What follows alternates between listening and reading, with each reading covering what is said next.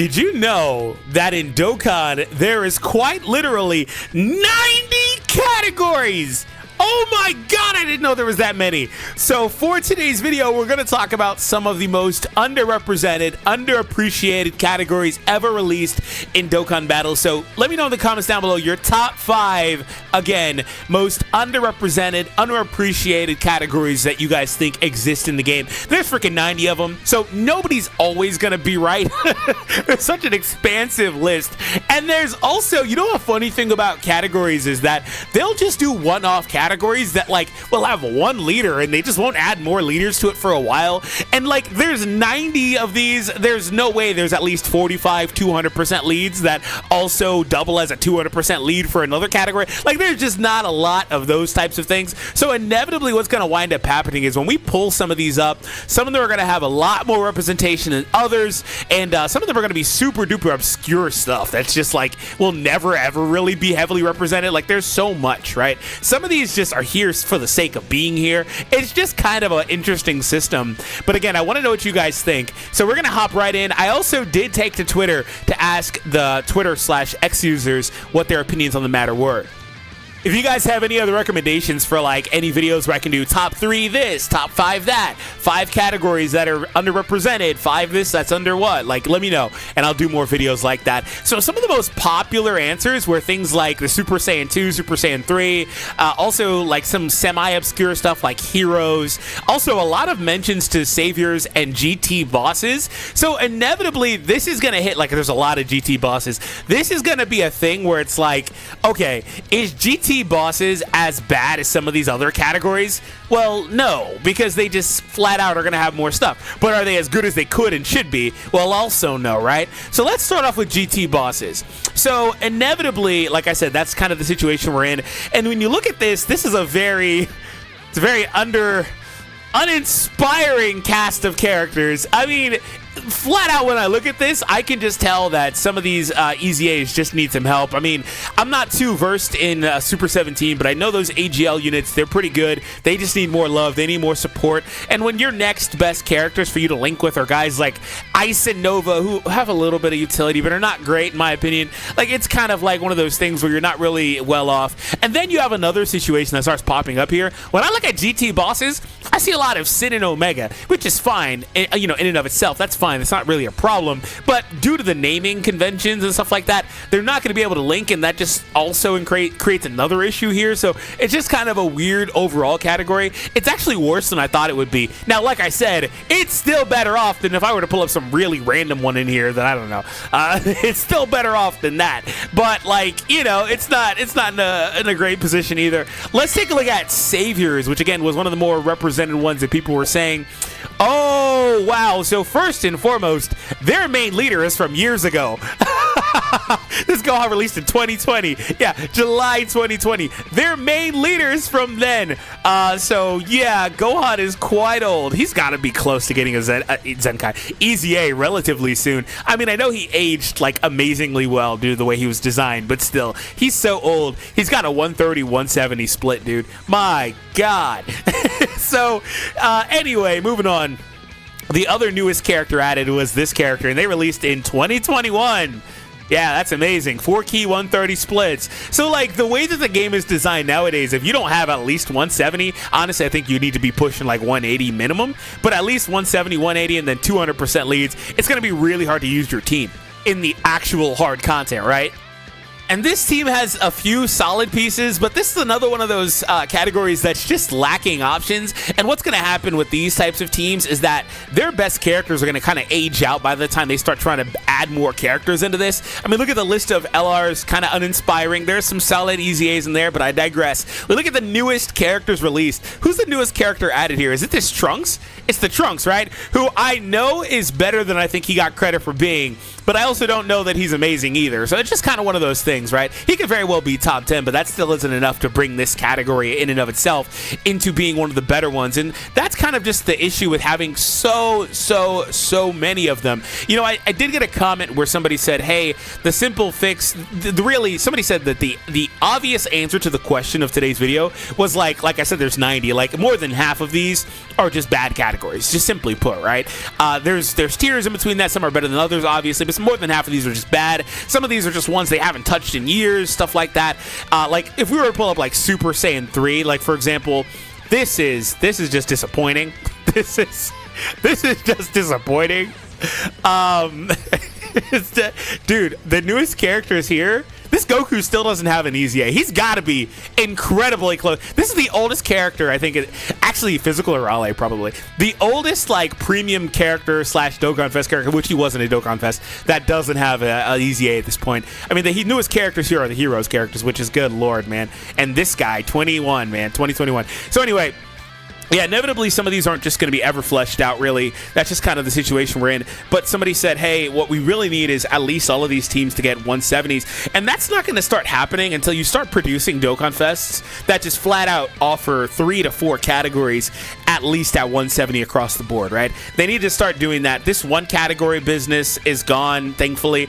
The double categories is cool. Then they've got the double categories where they add in the extra 30% for the 200 overall. They also have those LRs that are giving 200 flat to one category. Like, it's just never going to really be a thing until you start expanding on the amount of characters that you're available to use in these extra teams. But that obviously does open up a host of things. It'll improve these categories, but it may make certain content easier. It may mess with the balancing they're trying to do with the game. So that's kind of the only downside from their perspective. But for our perspective, it's a great thing. Let's take a look at some more. I pulled up Low Class Warrior because I thought this was hilarious. So, like, I don't really mind some of the characters in here. Like, for example, they got some juice in here. They do have 2 really good characters I can see right now. They got some juice. They got this World Tournament Goku, and they've got the Kid Goku. That's some juice, right? It's just the rest of this cast is uninspiring. Again, you have another older Dokkan Fest from 2020 as your main leader. 130, 170 split. Also pretty cool he has the 4 key on there. I don't remember too many of those characters having 4 key. Anyway, still, regardless, these characters have just aged out of most of the content they can play today. Now, and I also don't want to rank individual characters solely off of Red Zone, and God forbid you rank characters individually solely based off of one Red Zone stage, because that's a thing that's happening too. But, like, I digress. It just kind of is a situation that's happening in terms of the overall game. And again, guys, if you made it to this point, I want to say thank you so much for your support on the channel. Remember to hit that thumbs up. It is imperative that you guys do that, and post your comments down below for the categories you think deserve more representation. I just want to say that these non-Universe 7 teams are just there. They're not it. I mean, look at this list. Dude, this is the smallest list I've opened today. These Universe teams that are not Universe 7, I feel really, really bad for them because they're just going to really struggle. Now, thankfully, if I had done this video like a few days ago, this would have mattered more because we're getting some more Universe 6 Easy A's and stuff like that. So Kale is getting some support, but a lot of Kale's characters here are just older characters like Kale and Caulifla. She would have been amazing with some of the Kale and Caulifla and the LR duo, Kale and Caulifla as well, units a few years ago, right? But, like, it's kind of a weird situation to be in, so it is nice. Shield's going to work amazing with, I believe, into Bota Magetta here with the Easy A. Yeah, this character is going to be really nice, but that's, again, not enough to really say the team's very well represented. I didn't know there was another Frost. Hello? Oh, it's a Frost with Frieza. Oh, I've never seen this. That's kind of cool. Frost is a character that gets no love in either Dragon Ball game. So yeah, those Universe teams are kind of a weird bag to look at. The only way that they're kind of relevant is if you pull up the Saga, which is in here somewhere. There's reps of U7. Where is the Universe Survival Saga at? I gotta find it.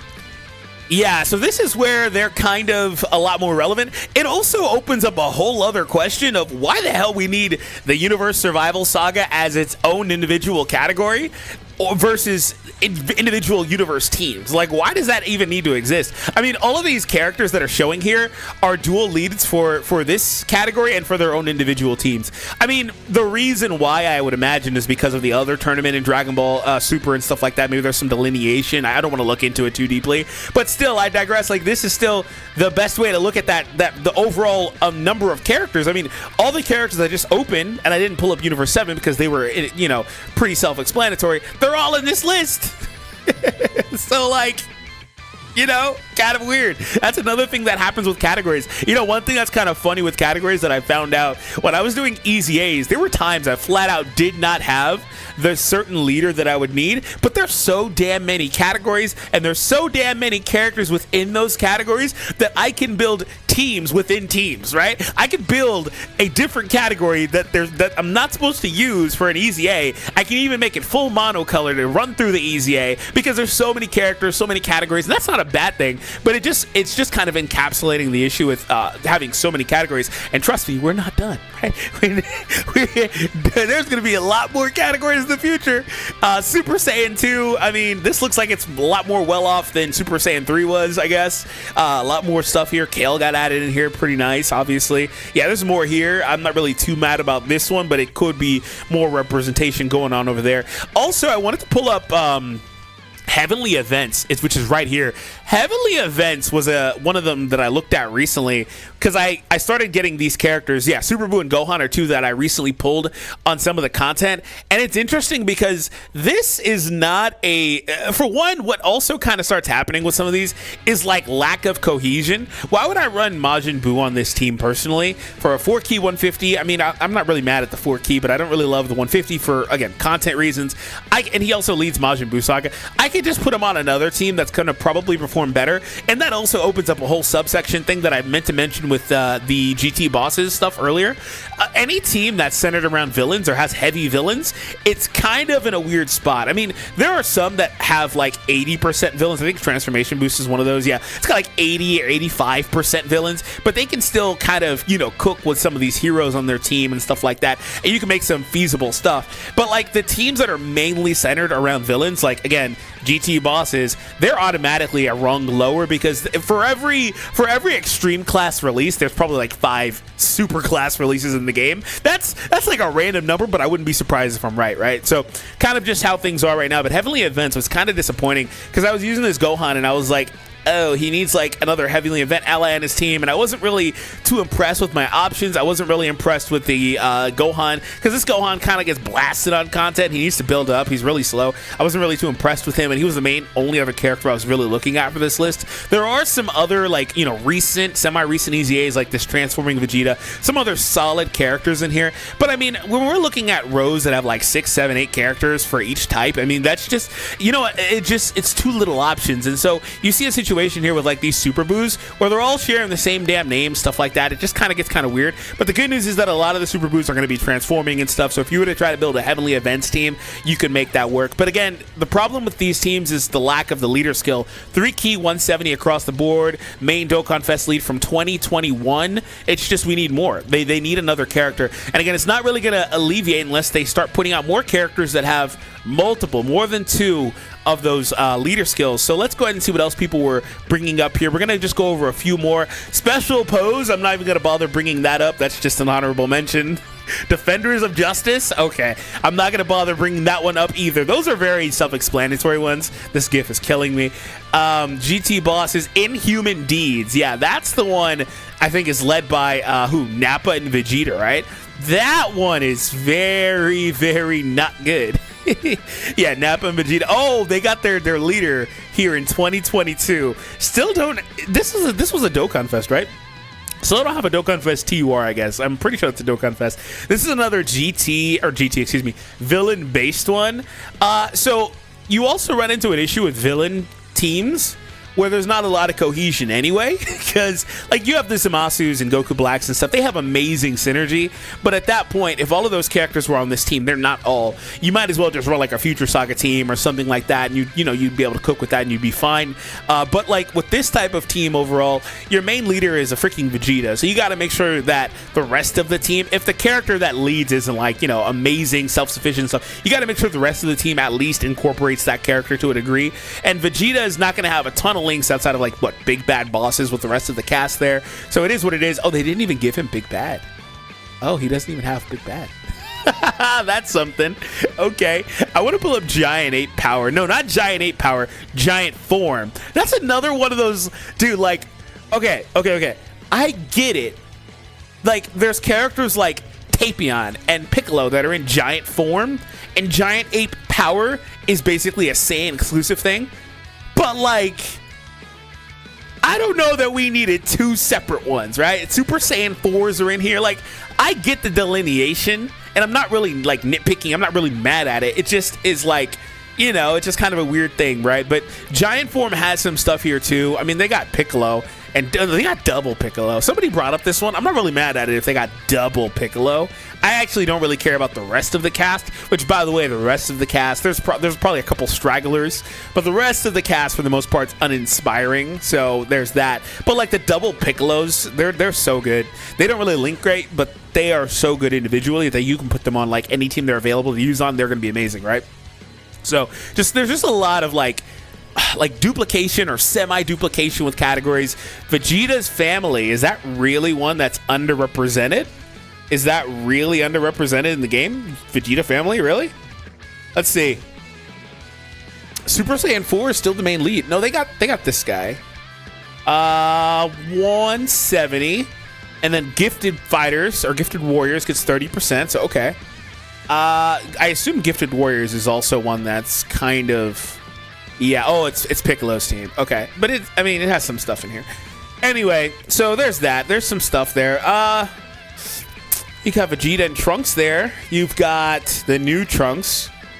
This is like, they're not like amazingly spectacular. They've got some really good stuff here, though. Like, I can't really say they deserve to be on this. They got some really good stuff in here. I can't really say that.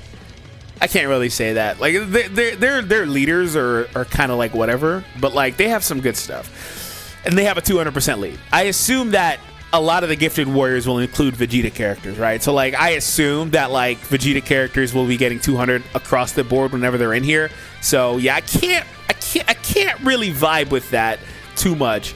And then this guy here, how old are you? 2020? Oh yeah, you're cooked. I'm not worried about you. So we're gonna conclude here, guys.